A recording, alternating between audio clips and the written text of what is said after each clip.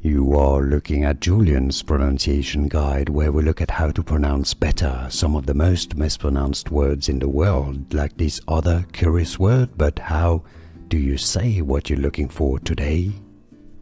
A curious but useful to know French expression. Okay, and that's why, because it's French, it kind of doesn't make a lot of sense for English speakers how it is to be said.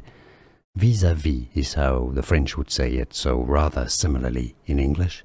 Vis-a-vis, vis-a-vis, okay, so the last S of vis links up to the A and becomes a Z sound. Yeah, I know, that's French. Vis-a-vis, and the last S of the second vis is silent. Vis-a-vis is how it's said, and now you know.